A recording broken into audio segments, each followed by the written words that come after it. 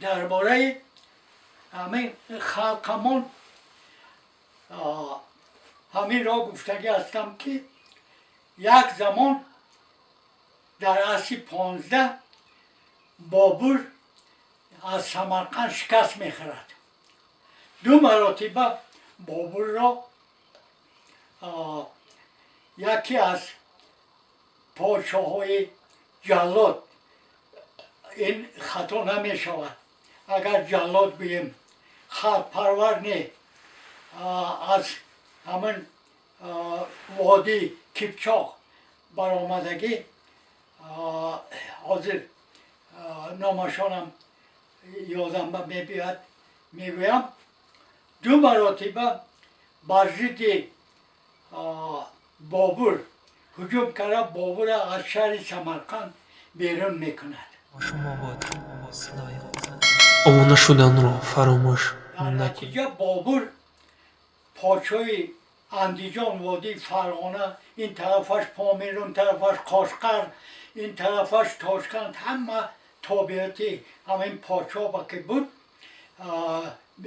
پادشاه گریزه شده. عجایب بود که یک سوال به میان میآید که خوب پادشاه بابور این سوال به من عالمان در تاجیکستان دادند، من جواب داده نتونستم. شما که از وطن بابور که در هوشیار 1 سال زندگی کرده است، از چه سبب هوشیار آمده زندگی کرده است بابور؟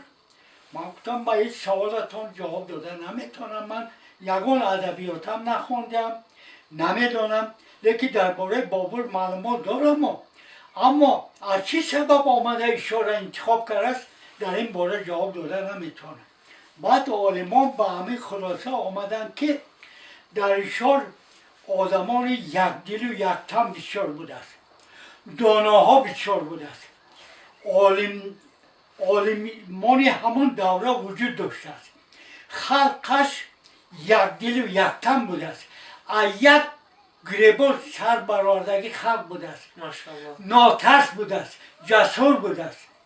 آمده همه جای همه خلق سوخ انتخاب کرده، گفته که خلق سوخ از 7 خزینه دولت بهره میبردگی خلق. 7 خزینه دنیا با همه روی دنیا با 7 خزینه است، میدانید؟ همه 7 خزینه تمام خلق سوخ بهره میبرد. گفته هم یکم دهقانی، دویم باغداری، سوم چاره‌داری، چهارم پرنده پروری، پنجم بایگری زیر زمینی، ششم سودا، هفتم هنر. همه از 7 خزینه مردم سوخ بهره میبرد، از آن جمله خلق هوشیار. انا بابور باعث همین هم 1 سال آمده در سوخ و هوشیار زندگی کرده.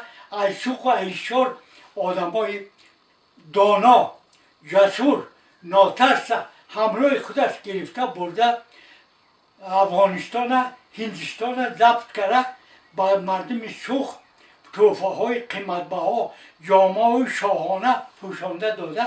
حالا گویا که در یکی از شهرهای هندوستان، شهر دهائی هوشیاری ها گویا که باشد.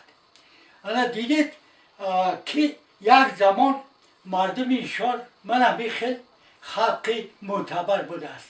همه جوانان ما باید از صمیق قلب آدمای پاک باشند. جوانان ما محنت حلال خودشان کتی زندگی کنند، با کس بدی نکنند، بر ضد بی‌عدالتی مبارزه برند.